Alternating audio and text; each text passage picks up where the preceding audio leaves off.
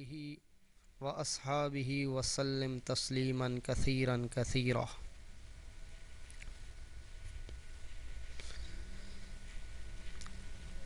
پچھلے سبق کے اندر ہم نے آیت نمبر 25 تک اپنا سبق مکمل کر لیا تھا، سورہ بقرہ آیت نمبر 25 تک۔ آج کا سبق ہم آیت نمبر 26 سے شروع کر رہے ہیں۔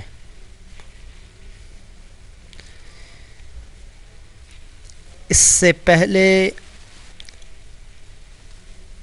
ہم نے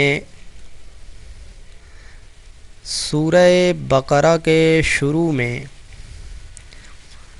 تمہیداً 3 جماعتوں کا ذکر پڑھ لیا ہے۔ سب سے پہلے مؤمنین کی جماعت، پھر کافرین کی جماعت، اور پھر تیسرے نمبر پر تفصیلاً منافقین کا ذکر تھا۔ اس کے بعد اللہ نے اس سورت کے مرکزی مضمون اور دعوے کو ذکر کیا۔ یا ایھا الناس اعبدوا ربکم، اے لوگو عبادت کرو اپنے رب کی۔ جیسا کہ سورۃ البقرہ کے خلاصے کے اندر اس بات کا میں ذکر کر چکا ہوں کہ اس سورت کے اندر اللہ تبارک و تعالی 3 دفعہ دعوے کو ذکر کریں گے، اور ہر دفعہ دعوے کو ذکر کرنے کا مقصد الگ ہوگا۔ الگ قسم کے شرک کی نفی کرنا مقصود ہوگا۔ اب آیت نمبر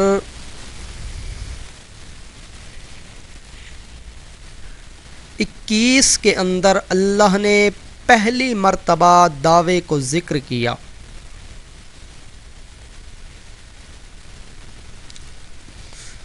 اب دعوے کو ذکر کرنے کے بعد اللہ نے 7 عقلی دلائل بھی ذکر کیے کہ میری عبادت کیوں کرو، اس لیے کہ میں نے تمہیں بھی پیدا کیا ہے اور تمہارے باپ دادا کو بھی، اور جن جن کو میں اللہ کے سوا میں اللہ کو چھوڑ کر جن جن کو تم پوجتے ہو، جن کی عبادت کرتے ہو، جن کے نام کی نذر و نیاز دیتے ہو، جن کے نام کی منت منوتی چڑھاوے بکرے اور چترے ذبح کرتے ہو، اللہ فرماتے ہیں ان کو بھی میں اللہ نے پیدا کیا ہے۔ پھر فرمایا 7 عقلی دلیل دی کہ وہ اللہ جس نے زمین کو تمہارے لیے بچھونا بنا دیا، آسمان کو چھت بنا دیا۔ تو یہ سارے دلائل اللہ نے عقلی ذکر کیے۔ اس کے بعد پھر اللہ نے ایک شبہے کا جواب دیا کہ اگر تم اس قرآن کے بارے میں شک میں ہو کہ آپ صلی اللہ علیہ وسلم یہ کلام خود بناتے ہیں، یہ اللہ کا کلام نہیں ہے، تو تم بھی اس جیسی ایک چھوٹی سی صورت بنا کر لے آؤ اور اپنے اگلے پچھلوں سب کو اکٹھا کر لو۔ پھر فرمایا کہ فَإِن لَّمْ تَفْعَلُوا، تم ہرگز ایسا نہیں کر سکو گے، وَلَن تَفْعَلُوا، اگر تم یقیناً جب ایسا نہ کر سکو تو پھر میرے دعوے کو مان لو، ضد پر نہ اڑو۔ اب آج کی اس آیت کے اندر ان اللہ لا یستحیی، پہلے میں اس کا ترجمہ کر دیتا ہوں۔ ان اللہ لا یستحی، بے شک اللہ نہیں شرماتا اس بات سے، ان یضربا کہ بیان کرے، مثلاً کوئی مثال، ما بعوضتاً ایک مچھر کی، فما فوقہا یا اس چیز کی جو اس سے بڑھ کر ہو، فَأَمَّا الَّذِينَ آمَنُوا جو لوگ یقین رکھتے ہیں، ایمان رکھتے ہیں مسئلہ توحید پر، فَيَعْلَمُونَ پس وہ جانتے ہیں، أَنَّهُ الْحَقُّ مِن رَبِّهِمْ کہ یہ مثال ہمارے رب کی طرف سے، یہ مثال ان کے رب کی طرف سے حق ہے، ٹھیک ہے۔ وَأَمَّا الَّذِينَ كَفَرُوا اور جو لوگ کافر ہیں، فَيَقُولُونَ پس وہ کہتے ہیں، ماذا اراد اللہ بہذا مثلا کیا مطلب ہے اللہ کا اس مثال سے، یضل بہ کثیرا گمراہ کرتا ہے اس سے کثیر لوگوں کو، وَيَهْدِي بِهِ كَثِيرًا اور ہدایت دیتا ہے اس سے بہت سے لوگوں کو، وَمَا يُضِلُّ بِهِ إِلَّا الْفَاسِقِينَ نہیں گمراہ ہوتے اس سے إِلَّا الْفَاسِقِينَ مگر فاسق لوگ۔ یہ آیت کا میں نے ترجمہ کر دیا ہے۔ اب سمجھے اس آیت کا پچھلی آیات کے ساتھ تعلق اور جوڑ کیا ہے۔ اگر بندہ اردو کا ترجمہ پڑھتا آئے تو بندہ حیران ہوتا ہے کہ پیچھے اللہ نے 3 جماعتوں کا ذکر کیا، پھر اللہ نے دعوے کو ذکر کیا اور عقلی دلائل ذکر کیے، پھر ایک شبہ کا جواب دیا، پھر اللہ نے جنت بشارت ذکر کی لوگوں کے لیے، نیک لوگوں کے لیے۔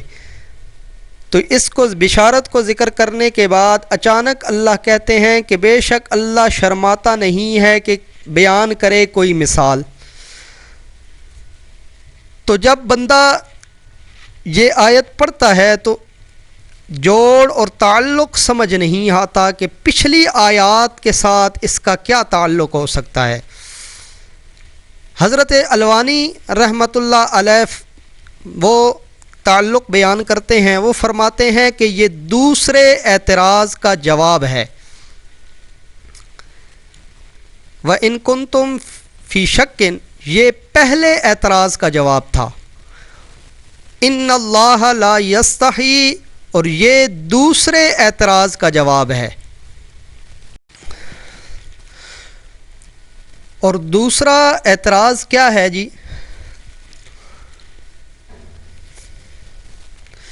مشرکین مکہ دوسرا اعتراض یہ کرتے تھے کہ اگر یہ قرآن واقعتاً اللہ کا کلام ہے، واقعتاً یہ اللہ کی کتاب ہے، تو اللہ اس قرآن کے اندر مکھی مچھر کا ذکر کیوں کرتے ہیں، ان کی مثالیں کیوں ذکر کرتے ہیں؟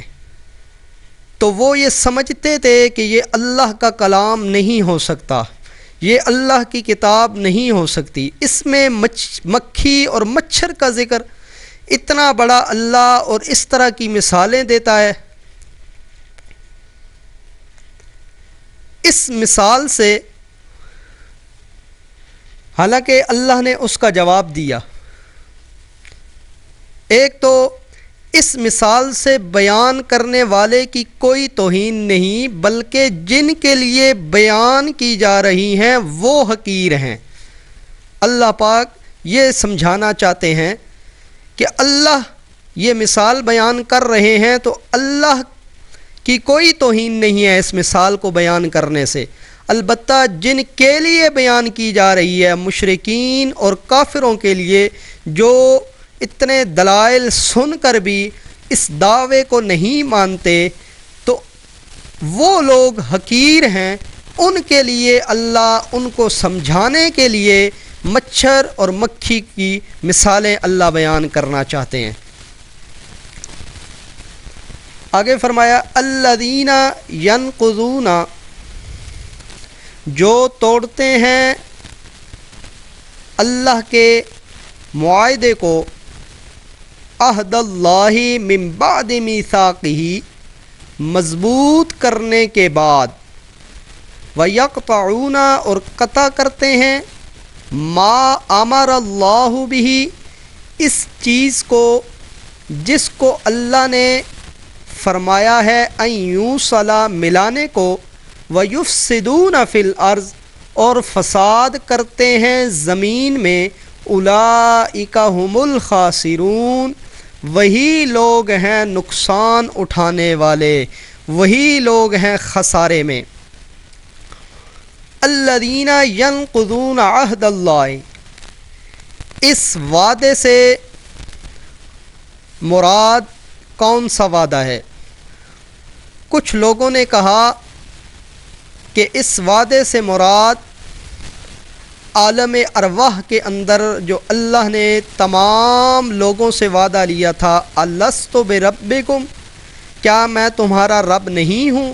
تو سب نے آگے سے جواب دیا قالوا بلا، کیوں نہیں، تو ہی ہمارا رب ہے، یہ وعدہ مراد ہے۔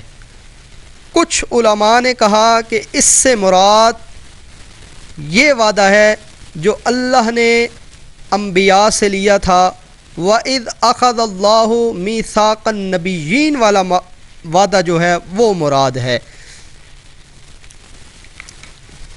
تمام لوگوں سے اللہ نے یہ وعدہ بھی لیا تھا کہ تمہارے بعد ایک نبی آئے گا جس کی تمہیں مدد بھی کرنی ہوگی، اس پر ایمان بھی لانا ہوگا۔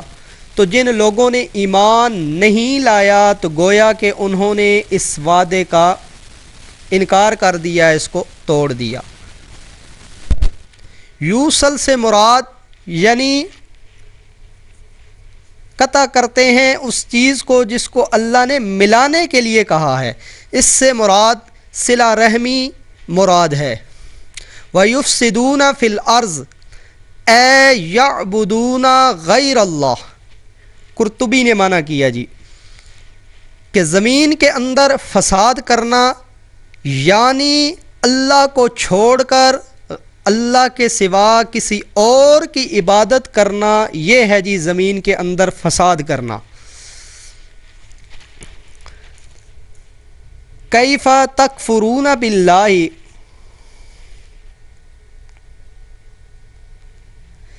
کس طرح انکار کرتے ہیں وہ اللہ کا، وَكُنْتُمْ امواتن، حالانکہ تم مردہ تھے، بے جان تھے، فَأَحْيَاكُمْ، پھر اس نے تمہیں زندہ کیا، ثُمَّ يُمِيتُكُمْ، پھر تمہیں موت دے گا، ثُمَّ يُحْيِيكُمْ، پھر تمہیں زندہ کرے گا، ثُمَّ إِلَيْهِ تُرْجَعُونَ، پھر اسی کی طرف لوٹائے جاؤ گے۔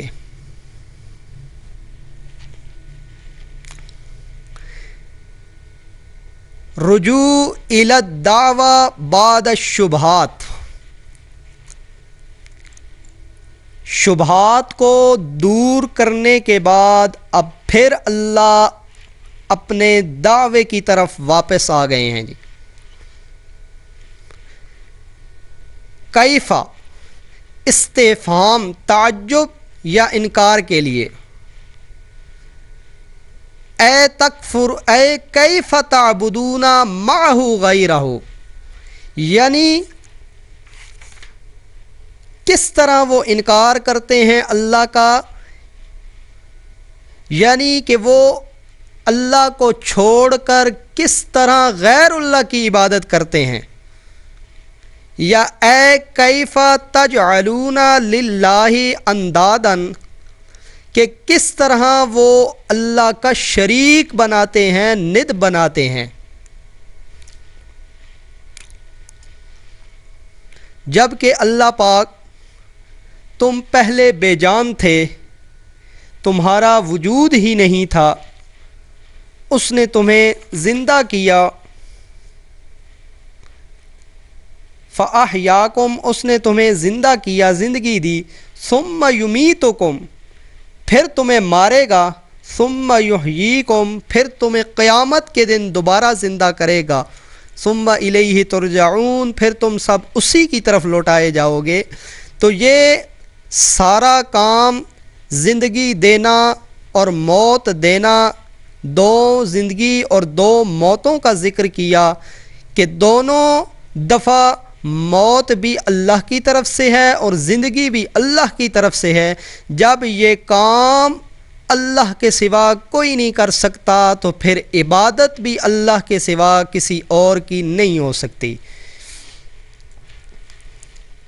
آگے فرمایا هو الذی خلق لکم، وہی اللہ ہے جس نے پیدا کیا تمہارے لیے ما فی الارض جمیعا، جو کچھ زمین میں ہے سب، ثم استوی الی السماء، پھر اس نے قصد کیا آسمان کی طرف، فسواہن سبع سماوات، سو ٹھیک کر دیا ان کو 7 آسمان، وَهُوَ بِكُلِّ شَيْءٍ عَلِيمٌ، اور وہی ہر چیز کا علم رکھنے والا ہے۔ یعنی دلیل عقلی ہے جی کہ اللہ وہی اللہ ہے جس نے تمہیں پیدا کیا اور جو زمین کے اندر ہے وہ بھی تمہارے لیے بنایا، یعنی کھانے پینے کی چیزیں تمہارے نفع کے لیے پیدا کی۔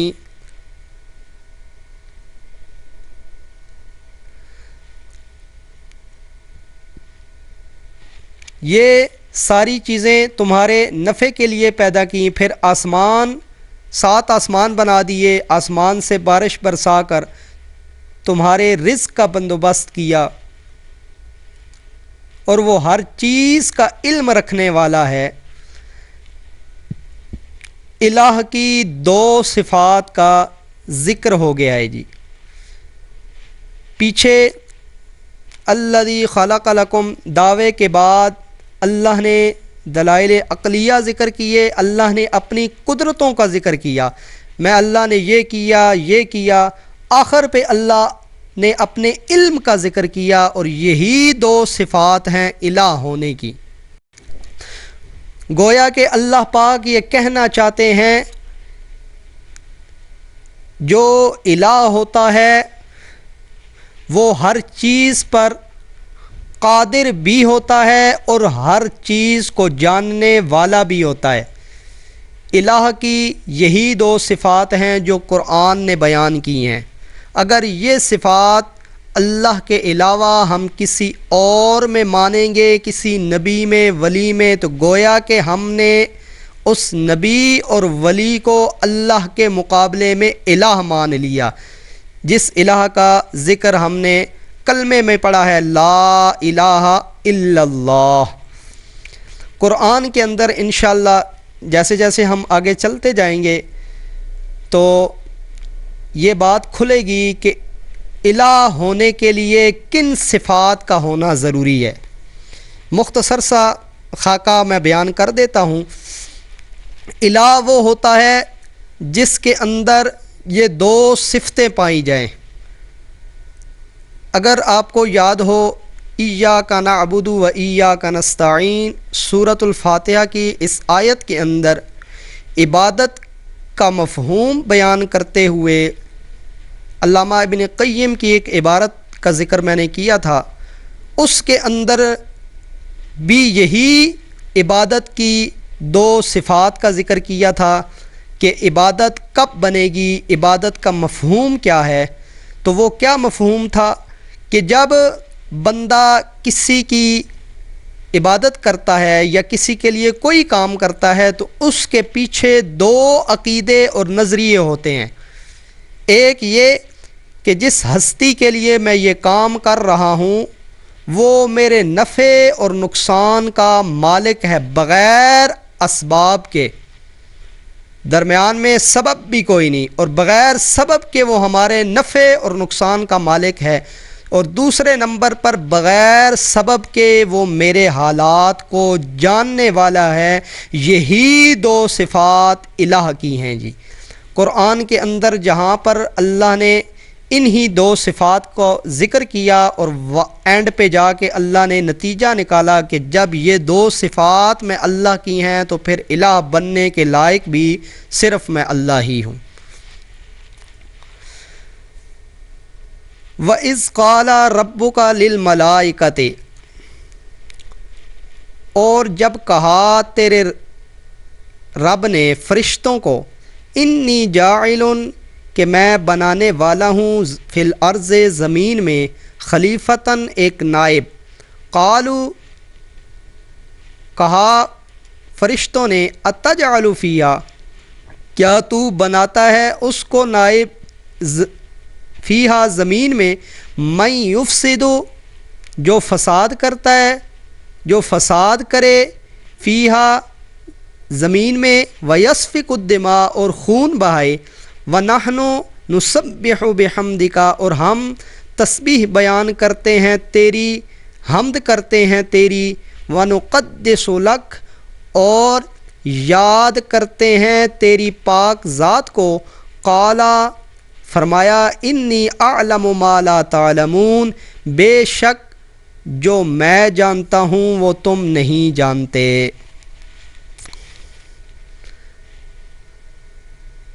اب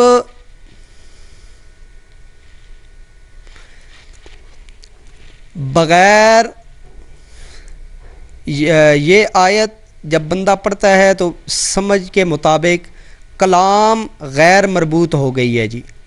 پیچھے اللہ نے کیا ذکر کیا؟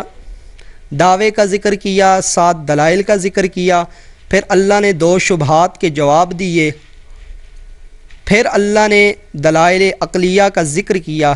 اچانک اللہ نے حضرت آدم علیہ السلام کی پیدائش کا ذکر شروع کر دیا۔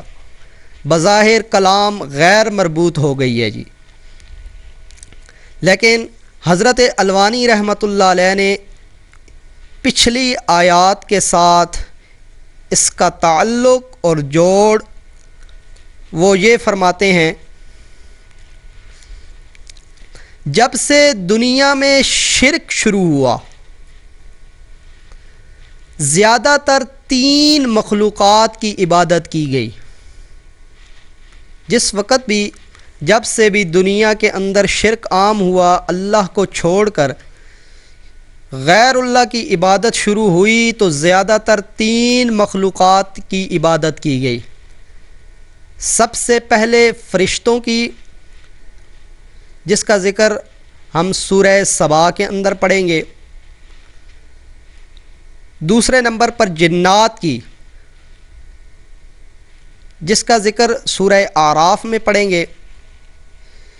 یا تیسرے نمبر پر انسانوں میں سے انبیاء کی، اولیاء کی۔ اس واقعے کا ذکر بھی سورت کے دعوے کے ساتھ ہے۔ کس طرح؟ اب اللہ یہاں سے ان مخلوقات کا ذکر کرنا چاہتے ہیں جن کو اللہ کو چھوڑ کر ان کی عبادت کی گئی، اور ان میں سے سب سے پہلے اللہ نے انبیاء میں سے، انسانوں میں سے، بشر میں سے سب سے پہلے حضرت آدم علیہ السلام کا ذکر کیا کہ وہ تمام انسانوں کے باپ ہیں، والد ہیں۔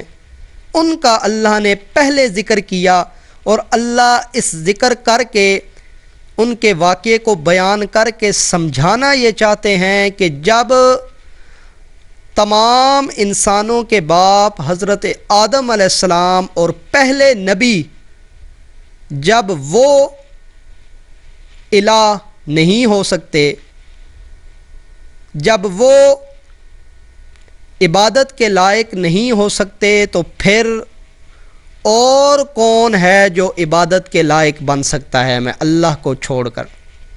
یہ اللہ کہنا چاہتے ہیں۔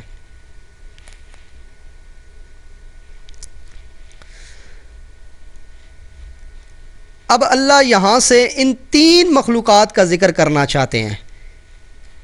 تینوں عالم الغیب نہیں، لہٰذا عبادت کے لائق بھی نہیں۔ سب سے پہلے حضرت آدم علیہ السلام اور پھر جنات میں سے شیطان کا ذکر کیا جا رہا ہے، جس کو اللہ نے آگ سے پیدا کیا تھا، چونکہ جنات جو ہیں وہ بھی ان کی تخلیق بھی آگ سے ہوتی ہے، تو اس لیے اس کا ذکر کیا۔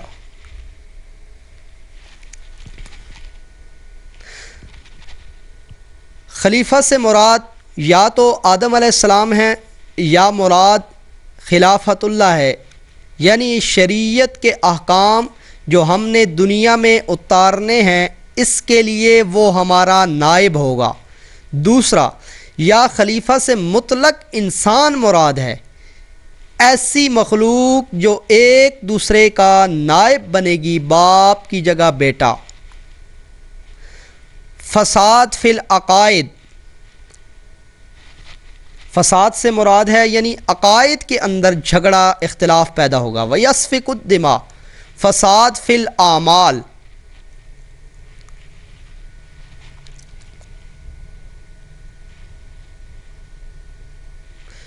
اب ایک اور بات سمجھیں،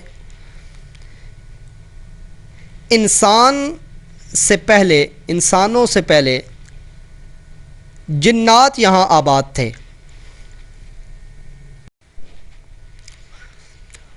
اور جنات کی خباثتیں اور شرارتیں عام تھیں، تو فرشتوں نے قیاس کر لیا ہمیں جنات پر۔ انہوں نے سوچا کہ جب جنات جو ہیں وہ ان کی شرارتیں اتنی ہیں تو ظاہری بات ہے اللہ جب اپنا خلیفہ نائب انسان کو بنائیں گے تو انسان بھی اسی طرح جنات کی طرح شرارتیں اور ان کی یہ انہوں نے قیاس کیا، یا جب خلیفہ ہوں گے تو ایک دوسرے کے، تو یہاں سے انہوں نے سمجھا کہ ایک دوسرے کی نیابت میں فساد ہوگا۔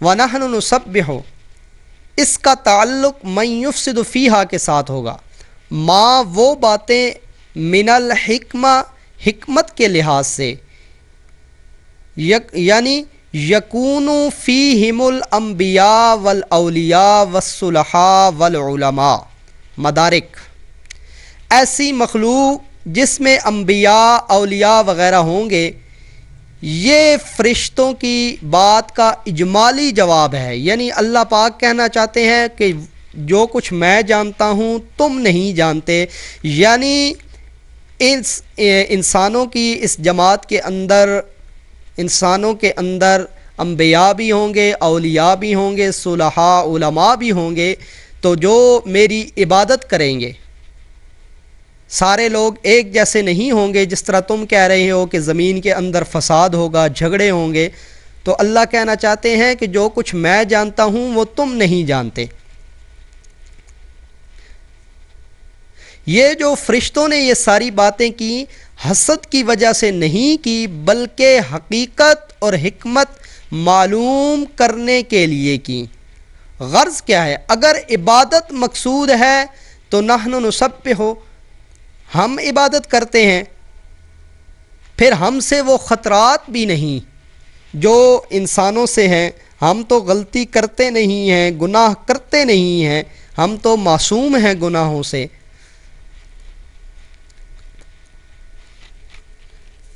قالوا سبحانک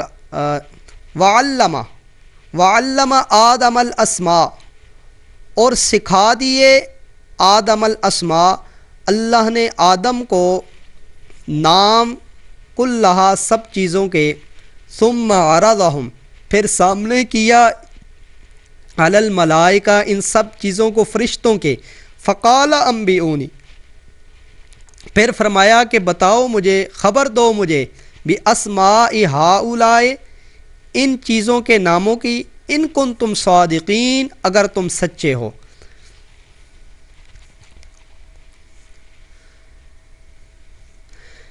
فرشتوں کی بات کا تفصیلی جواب ہے جی، سکھانے سے مراد ہے فطرت میں رکھ دیے، انسان کی فطرت کے اندر کچھ چیزوں کی پہچان اور نام رکھ دیے۔ اگر تم سچے ہو اپنی اس بات میں کہ وہ ڈیوٹی بھی ہمارے ذمے لگا دے، یعنی جو ڈیوٹی آپ نے انسان کو دینی ہے وہ ڈیوٹی ہمارے ذمہ لگا، فرشتے یہ کہنا چاہتے ہیں۔ قالوا سبحانک، بولے فرشتے سبحانک، پاک ہے تو، لا علم لنا، ہم کو معلوم نہیں، الا ما علمتنا، مگر جتنا تو نے ہمیں سکھایا ہے، انک انت العلیم الحکیم، بے شک تو ہی ہے علم رکھنے والا اور حکمت والا ہے۔ اس آیت میں پھر نفی ہے کہ فرشتوں کے عالم الغیب ہونے پر، کہ جب فرشتے عالم الغیب نہیں، لہٰذا میرے دعوے کو مانو، اعبدوا ربکم، عبادت صرف اللہ ہی کی کرنی ہے، کیونکہ اللہ کی ذات کے علاوہ کوئی بھی عالم الغیب نہیں، فرشتے نہیں، فرشتے خود انکار کر رہے ہیں۔ لا علم لنا، ہمیں معلوم نہیں ہے، الا ما علمتنا، مگر جتنا تو نے ہمیں سکھایا ہے، اس کے علاوہ ہم کچھ نہیں جانتے۔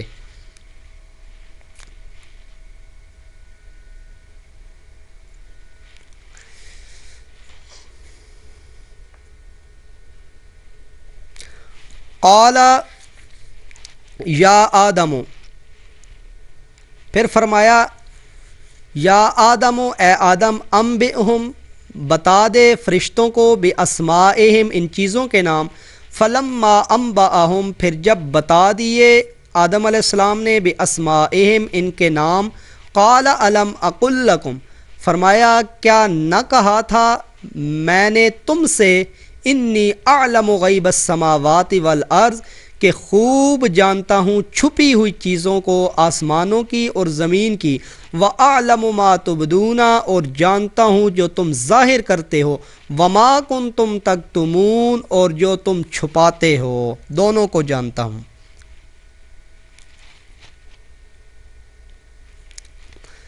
وَإِذْ قُلْنَا لِلْمَلَائِكَةِ اسْجُدُوا، اور جب ہم نے حکم دیا فرشتوں کو، اسجدو، سجدہ کرو، لآدم، آدم کو، فسجدوا الا ابلیس، تو سب سجدے میں گر پڑے، الا، مگر ابلیس شیطان، ابا، اس نے نہ مانا، انکار کیا، واستکبر، اور تکبر کیا، وکان من الکافرین، اور ہو گیا وہ کافروں میں سے۔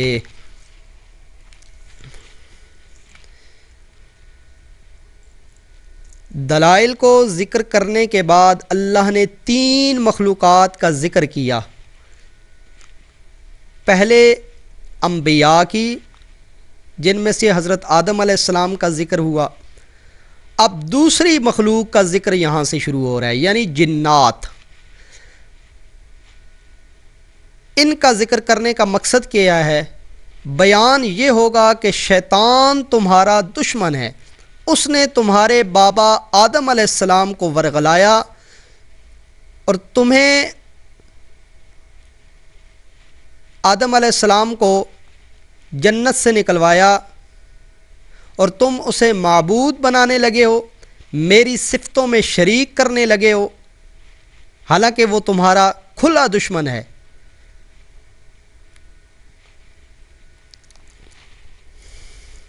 اللہ پاک یہ کہنا چاہتے ہیں کہ جو تمہارا دشمن ہے تم اس کو میرے مقابلے میں معبود بنا رہے ہو، میری صفات میں شریک کر رہے ہو۔ یعنی اللہ کہنا چاہتے ہیں کہ جنات بھی معبود نہیں ہیں، ان کی عبادت نہ کرو۔ اگر جنات کا سردار شیطان وہ تمہارا دشمن ہے، اس نے حضرت آدم علیہ السلام کو جنت سے نکلوایا جو تمہاری وراثت تھی، ورغلایا۔ جو حضرت آدم علیہ السلام کا دشمن ہے یقیناً وہ تمہارا بھی دشمن ہے، تم بھی اسے اپنا دشمن سمجھو نہ کہ معبود سمجھو۔